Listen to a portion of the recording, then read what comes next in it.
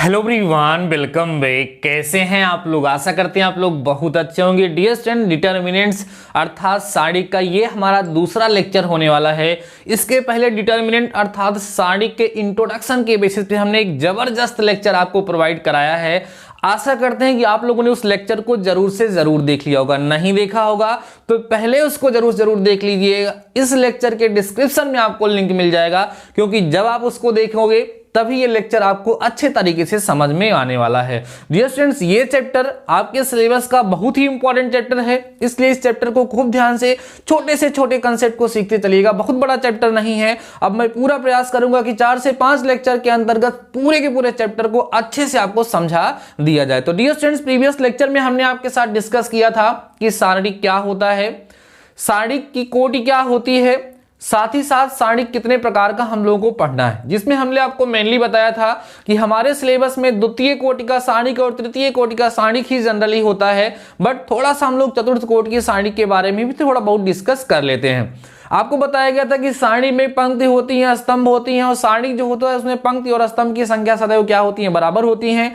वहां पर मैंने आव्यूह के कंसेप्ट को साथ में लेके चलते हुए आपको समझाना स्टार्ट किया था, और आप लोगों ने उसको खूब अच्छे से समझा था। मुझे पूरा विश्वास है, क्योंकि उस पर आपका सपोर्ट और लाइक बहुत ही अच्छा मिला था, और आप लोगों ने उस लेक्चर को शेयर भी किया था। तो डियर स्टूडेंट्स, आज का हमारा जो टॉपिक है वो सारणिक का मान ज्ञात करना। सबसे पहले हम लोग सीखेंगे किसी भी डिटर्मिनेंट अर्थात किसी भी सारणिक की वैल्यू को हम लोग कैसे फाइंड करते हैं। वो द्वितीय कोटि का सारणिक हो, वो तृतीय कोटि का सारणिक हो, वो चतुर्थ कोटि का सारणिक हो, सभी सारणिक की वैल्यूज को हम लोग कैसे फाइंड करते हैं। आज के इस लेक्चर में पहले हम ये सीखने वाले हैं, देन आपको हम लोग माइनर्स और कोफैक्टर्स के बारे में भी सिखाएंगे। हम लोग मिलकर के सीखेंगे कि माइनर्स और कोफैक्टर्स क्या होते हैं। तो ये दो टॉपिक आज के इस लेक्चर का मेन फंडा है, मेन टॉपिक है। दोनों टॉपिक को आपको समझना है, दोनों टॉपिक इंपॉर्टेंट है। तो सबसे पहले हम लोग बात करते हैं डियर स्टूडेंट्स कि सारणिक का मान कैसे निकाला जाता है। सारणिक का मान, सारणिक का मान जिसको हम बोलेंगे value of determinant, value of determinants, value of determinants. ठीक है डियर स्टूडेंट्स, किसी भी डिटर्मिनेंट की, किसी भी सारणी की वैल्यू को हम लोग कैसे फाइंड करते हैं, उसको करने का क्या तरीका है। सबसे पहले डियर स्टूडेंट्स हम लोग बात करेंगे द्वितीय कोटि के सारणी की, उसके बाद फिर हम बात करेंगे तृतीय कोटि के सारणी की, फिर हम बात करेंगे आपके साथ चतुर्थ कोटि के सारणी के बारे में भी हम लोग बात करेंगे। आइए सबसे पहले हम लोग बात करते हैं डियर स्टूडेंट्स किसकी, द्वितीय कोटि के सारणी, द्वितीय कोटि का सारणिक, द्वितीय कोटि का सारणिक जिसको हम बोलेंगे second order determinant, second order determinant बोला जाएगा डियर स्टूडेंट्स। क्या बोलेंगे, सेकेंड ऑर्डर डिटर्मिनेंट्स जो होंगे उनकी वैल्यू को हम लोग कैसे फाइंड करेंगे। देखिएगा ध्यान से कैसे इसको हम लोग फाइंड करते हैं। देखो डियर स्टूडेंट्स, मान लीजिए कि a इक्वल टू हमने यहाँ पर लिख दिया a11, a12 और यहाँ लिख दिया a13, सॉरी a21 होगा डियर स्टूडेंट्स यहाँ पर, और ये हो गया a22। ये हमारे पास, चलो आव्यूह का निशान लगा दिया था मैंने, ये सारणिक है और मुझे इसकी वैल्यू को फाइंड करना है। देखिए ध्यान से डियर स्टूडेंट्स, इसको फाइंड करने का तरीका होगा, डिटरमिनेंट की वैल्यू को ऐसे मॉड लगा के दिखाते हैं, और इसका तरीका है कि इसको इससे मल्टीप्लाई करके माइनस कर दीजिए, माने तिरछा गुणा या क्रॉस मल्टीप्लाई आप कहते हैं। इसका इससे गुणा करोगे a11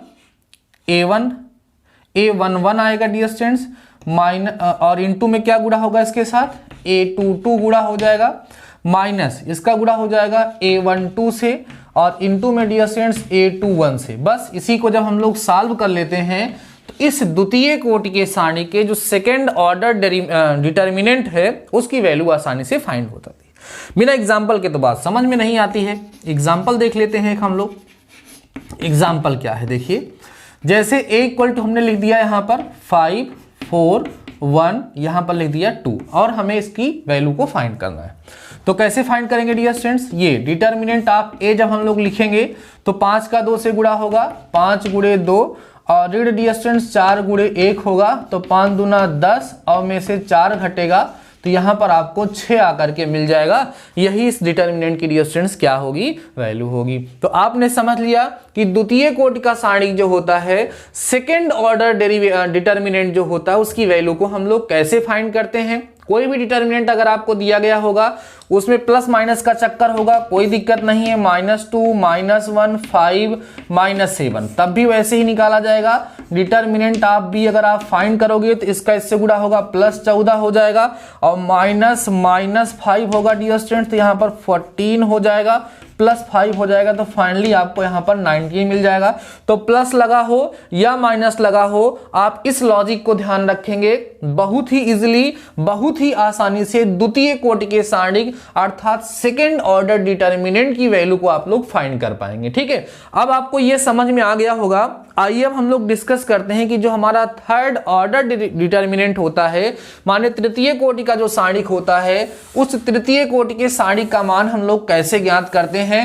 तृतीय कोटि के सारणिक को ज्ञात करने का, उसका मान ज्ञात करने का क्या तरीका होता है।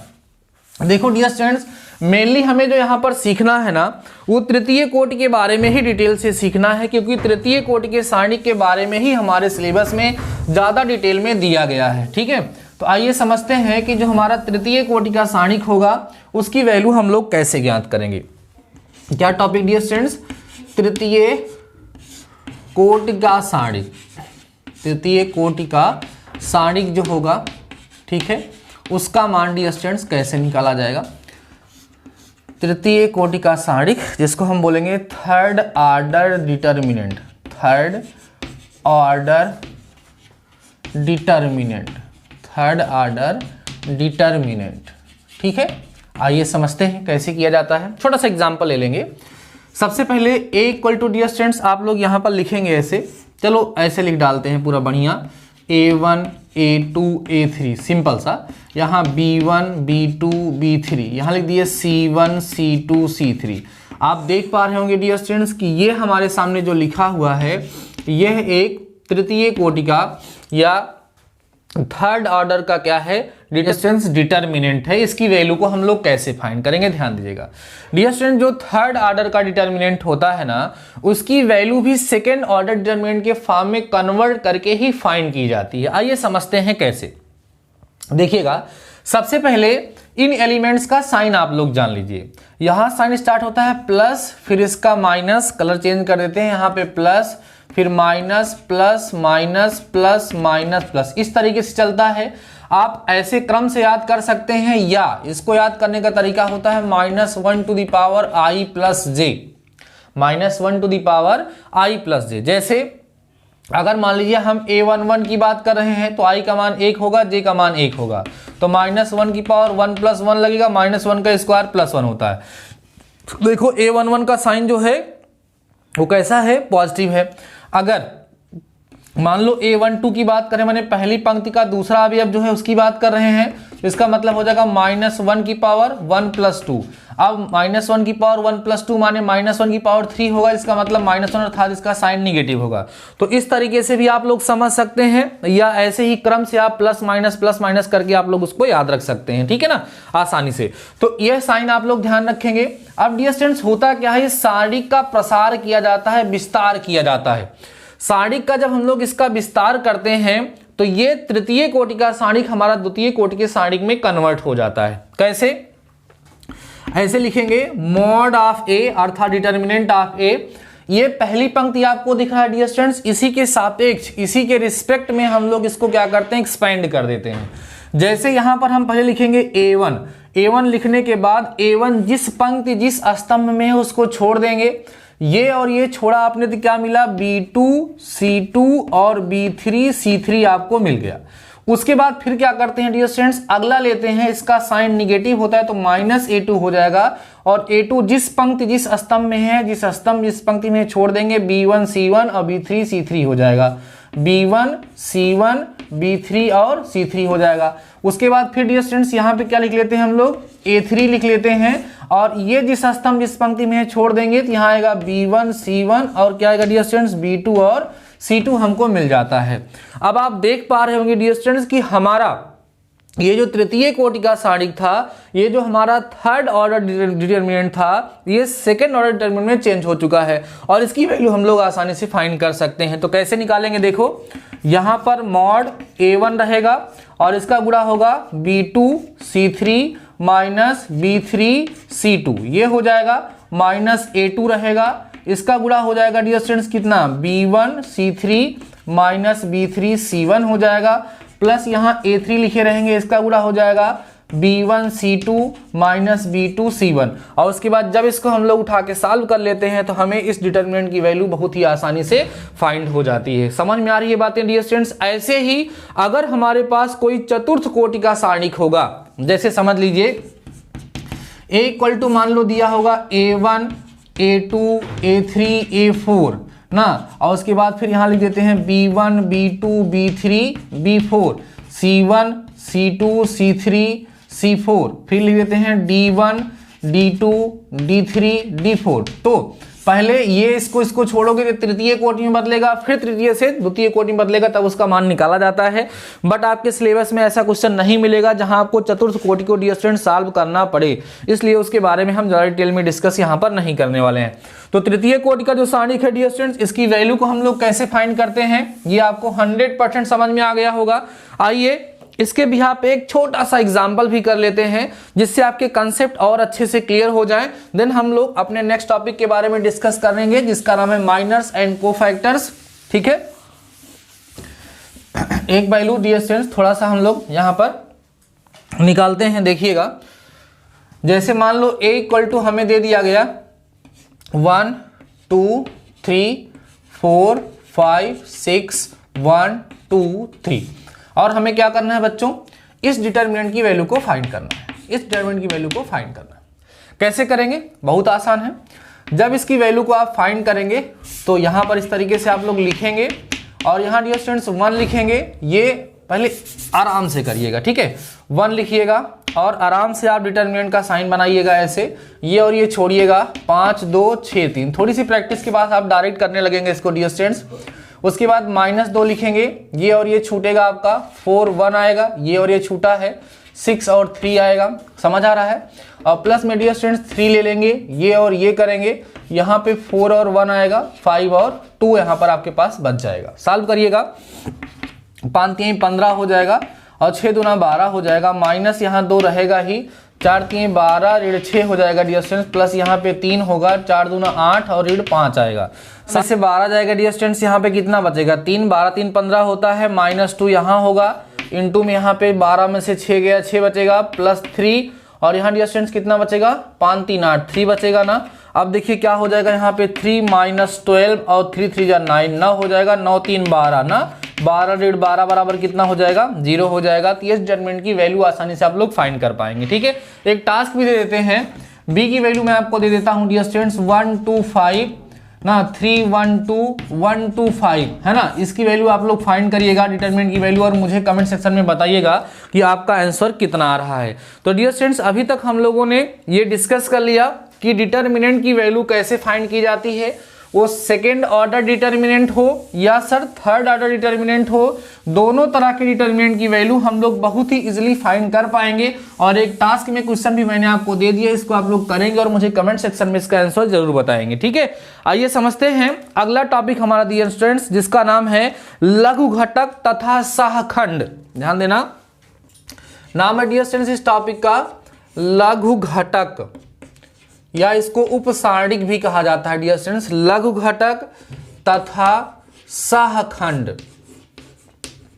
तथा क्या होता है डियर स्टूडेंट, सहखंड होता है, जिसको हम लोग बोलते हैं माइनर्स एंड कोफैक्टर्स। क्या बोलेंगे, माइनर्स एंड कोफैक्टर्स के नाम से डियर स्टूडेंट्स इसको हम लोग जानते हैं। इंपॉर्टेंट टॉपिक है, इसको भी समझ लीजिएगा कि माइनस और कोफैक्टर्स डियर स्टूडेंट्स क्या होते हैं। बहुत ही आसान चीज है, आइए समझ लेते हैं और आराम से आपकी फर्स्ट एक्सरसाइज इसके बाद सॉल्व हो जाएगी। डियर स्टूडेंट समझिएगा, जैसे मान लो कि आपके पास कोई एक डिटरमिनेंट दिया है, थर्ड ऑर्डर का डिटरमिनेंट ले लेते हैं। जैसे हमारे पास है A11 A12 और A13 है, A21 है, A22 है, A23 है A31 है, A32 है, A33 है। ये हमारे पास एक थर्ड ऑर्डर का डिटर्मिनेंट दिया गया है। हमें क्या करना है डियर स्टूडेंट्स, इसका माइनर निकालना है और कोफैक्टर निकालना है, अर्थात लघु घटक या जिसको हम लोग उपसारिक कहते हैं वो फाइंड करना है। और साथ ही साथ हमें क्या करना है, इसका कोफैक्टर अर्थात सहखंड भी ज्ञात करना है। डियर स्टूडेंट देखो क्या होता है कि जो उपसारिक या जो माइनर्स फाइंड किए जाते हैं वो इस डिटर्मिनेंट, इस सारिक के एलिमेंट्स के फाइंड किए जाते हैं। जो माइनर्स होते हैं वो कैसे निकाले जाते हैं, लिखा जाएगा A11 का लघु घटक जिसको हम लोग माइनर्स कहते हैं और इसको हम लोग M11 से रिप्रेजेंट भी कर सकते हैं। ये होता क्या है डियर स्टूडेंट्स, A11 जिस पंक्ति जिस स्तंभ में शामिल है, A11 जिस पंक्ति जिस स्तंभ में शामिल है उसको छोड़ करके जो आपको बचेगा A22, A32 और A23 और A33, ये जो आपको मिलेगा यही क्या कहलाएगा, इस एलिमेंट का A11 का लघु घटक कहलाएगा, A11 का क्या कहलाएगा, माइनर कहलाएगा। समझ आ रही है बातें। और देखो ऐसे ही A12 का लघु घटक निकाला जाएगा। A12 का डिस्टेंस क्या निकालेंगे हम लोग, लघु घटक निकालेंगे। इसका लघु घटक जो होगा इसको हम A12 से भी दिखा सकते हैं। ये क्या होगा, ये और ये छूटेगा, A21, A31 ये और ये, तो क्या बचेगा A23 और A33, ये हो जाएगा बच्चों A12 का लघु घटक। ऐसे ही सबका लघु घटक आप लोग निकाल सकते हैं। सबका लघु घटक डियर स्टूडेंट्स आसानी से आप लोग निकाल सकते हैं। हाँ, जो साइन मैंने यूज किया है M11 के लिए वही यहाँ पर यूज हो रहा है, तो आपको समझ में आ गया होगा डियर स्टूडेंट्स कि लघु घटक क्या होते हैं। और किसी भी डिटर्मिनेंट के किसी भी सारणी के लघु घटक को हमें निकालना होगा, उप सारणी को हमें निकालना होगा, तो क्या करना होगा, जो लघु घटक होते हैं, जो उप सारणी होते हैं वो किसी भी सारणी के एलिमेंट्स के फाइंड किए जाते हैं।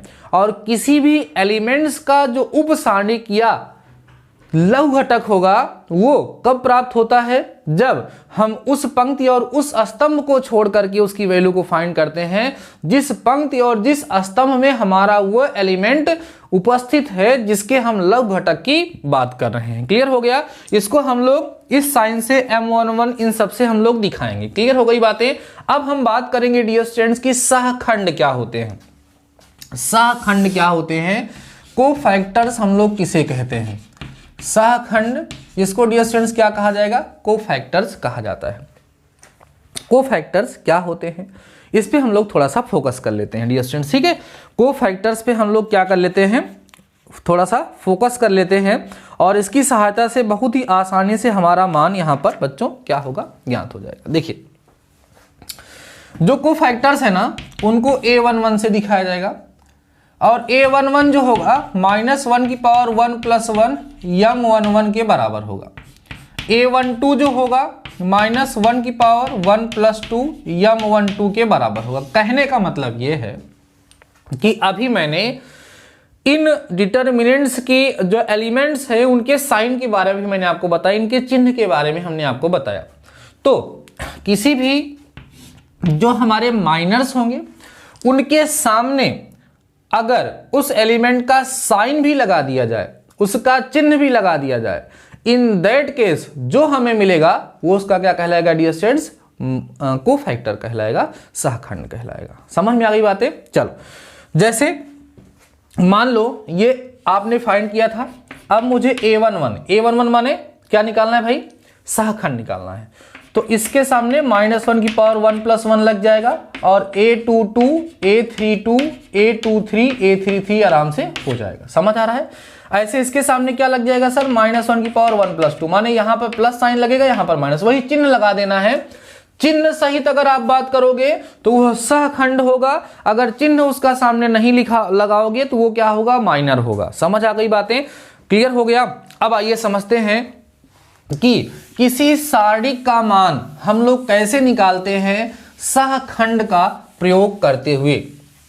जो हमारे सहखंड होते हैं उनका यूज करते हुए, या आप कह सकते हैं माइनर्स का यूज करते हुए डियर स्टूडेंट्स, हम लोग किसी भी सारणिक का मान कैसे ज्ञात करते हैं देख लीजिएगा। जैसे ये सारणिक है, इसकी वैल्यू हमें निकालना है तो बड़ा आसान सा तरीका है, -1 की पावर 1 + 1 लिखिएगा और डियर स्टूडेंट्स क्या लिख दीजिएगा, यहाँ पर आप a11 लिख दीजिएगा और साथ ही साथ m11 डियर स्टूडेंट्स यहाँ पर उठा करके आप लोग लिख दीजिएगा, प्लस -1 टू दी पावर 1 + 2 लिखिएगा और a12 लिख करके m12 लिख दीजिएगा, प्लस -1 टू दी पावर 1 + 3 लिख करके a11 और m13 लिख दीजिएगा। मतलब वही है, देखो ध्यान से भाई, a11 लिखबे कि ये साइन लगाए ही और इसको m11 लिखने का मतलब ये और ये छोड़ दिए, जो बचा वही तो लिखा। तो इस तरीके से आप समझ सकते हैं। अच्छा, एक चीज और समझो डियर स्टूडेंट्स, ये चीज ये दोनों मिला करके हम इसको क्या लिख सकते हैं, देखो डिटर्मिनेंट ऑफ a = ये दोनों अगर हम मिलाएं तो इसको हम लोग कैपिटल A11 बोल सकते हैं, क्योंकि जब साइन के साथ ये क्या है, माइनर है,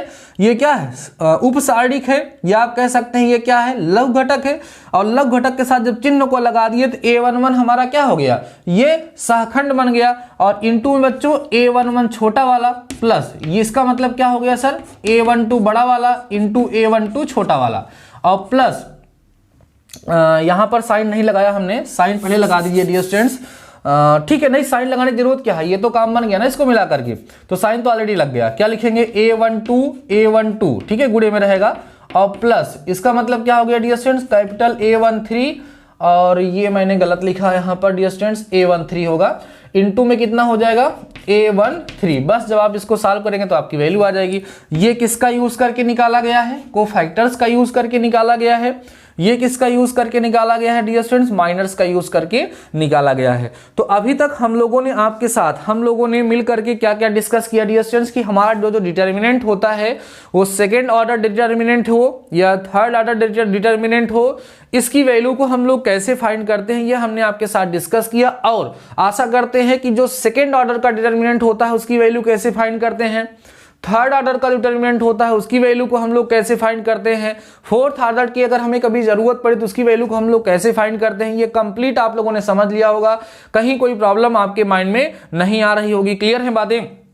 अगली चीज हमने आपको बताया कि किस तरीके से हम लोग माइनर्स और कोफैक्टर्स को फाइंड करते हैं, अर्थात किसी सारणिक के जो सहखंड होते हैं या जो उसके उपसारणिक या लघु घटक होते हैं उसको हम लोग कैसे फाइंड करते हैं, ये कंप्लीट आप लोगों को समझ में आ गया होगा।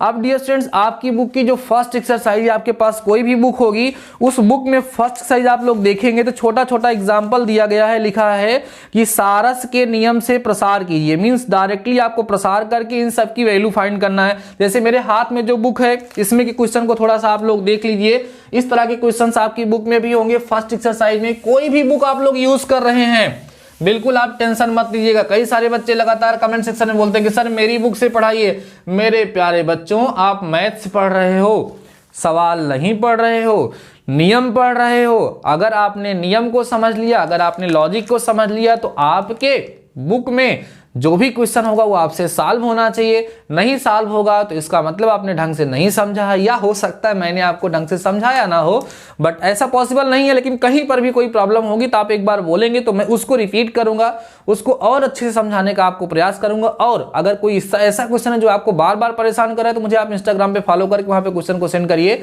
मैं जल्द से जल्द उस क्वेश्चन को पिक करूंगा। कई सारे क्वेश्चन हमारे पास आ चुके हैं, कई सारे बच्चे सोच रहे होंगे सर मैंने कई बार क्वेश्चन भेजा है अभी तक आप सॉल्व नहीं कराए हैं।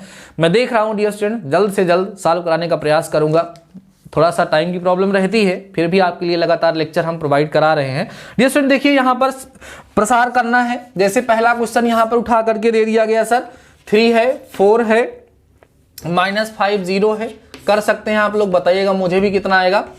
दूसरा वाला क्वेश्चन है यहाँ पे √3 लिखा हुआ है डियर स्टूडेंट्स, -√5 लिखा हुआ है और √5 लिखा हुआ है, ठीक है। साथ ही साथ डियर स्टूडेंट 3√3 लिखा है, इसकी वैल्यू को यहाँ से पूछ रहा है।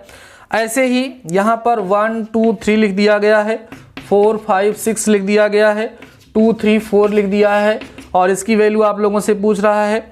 ऐसे एक क्वेश्चन और यहाँ पे दे दिया गया डियर स्टूडेंट, 6 दिया है, 32 दिया हुआ है, 10 दिया हुआ है, 3 दिया है, 13 दिया हुआ है, 4 दिया हुआ है, 7 दिया है, 37 दिया हुआ है और 11 दिया है। इन सभी की वैल्यू को आप लोगों को फाइंड करना है और हम आप लोगों से कहना चाहेंगे मेरे प्यारे बच्चों कि आप इन सभी के सभी क्वेश्चन को जरूर से जरूर सॉल्व करिएगा।